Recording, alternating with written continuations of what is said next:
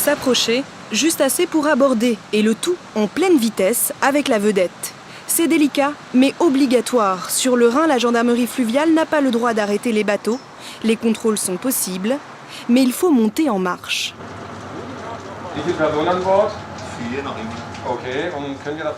Sur ce fleuve frontalier, la langue officielle, c'est l'allemand.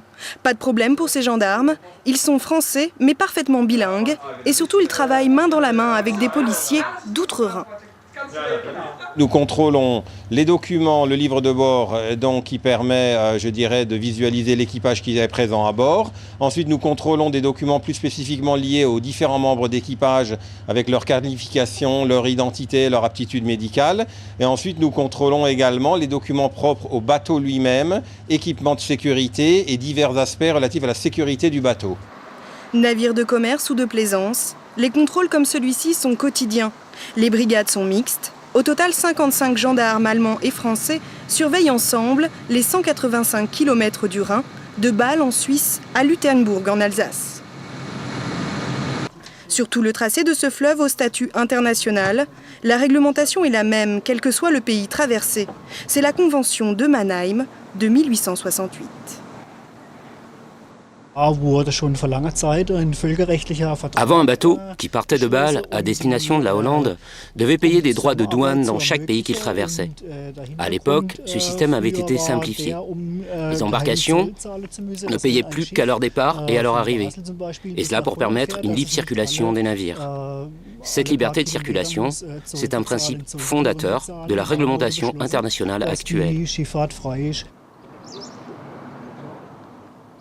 L'objectif pour vous, c'est d'évaluer la possibilité de réaliser cette pièce en plastique.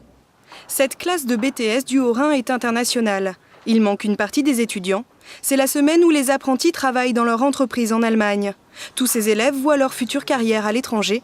Leur diplôme est unique en Europe. L'Allemagne, par exemple, n'a pas le niveau d'ingénieur auquel nous nous formons. Le niveau BTS n'existe pas en Allemagne, responsable de production n'existe pas. Et donc, ils sont friands de nos étudiants parce qu'ils apportent justement l'intermédiaire entre les opérateurs et un responsable technique à un niveau supérieur.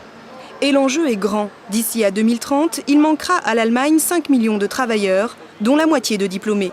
Selon ses calculs, ce pays aura besoin de 200 000 immigrés par an pour combler le déficit. Mais ce n'est pas tout. Du fait de notre situation en Alsace, qu'on puisse travailler en Allemagne ou en Suisse et garder notre lieu de résidence en France, ça peut être un atout. Donc on peut travailler à l'étranger tout en habitant en France et tout ça dans une même journée, quoi.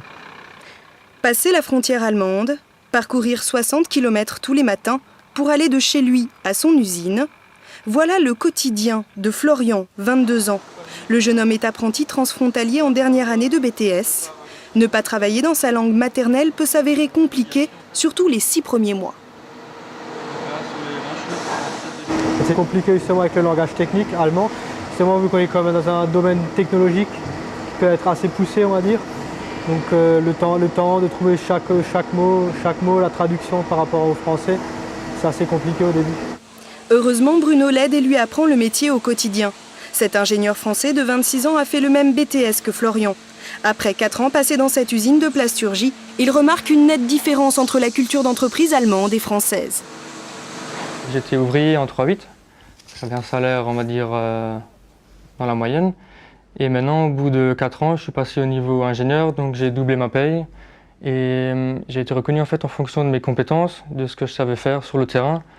Tandis qu'en France, on aurait plus tendance à être payé en fonction de son diplôme et pendant 10 ans de garder la même paye. L'Alsace, un territoire tourné vers ses voisins. Strasbourg incarne aussi ce symbole. La ville accueille le siège du Parlement européen, le Conseil de l'Europe, la Cour européenne des droits de l'homme et bien d'autres institutions encore. Reste à savoir si un potentiel oui à la collectivité unique pourrait donner des ailes au projet de la région d'être la plus européenne de France.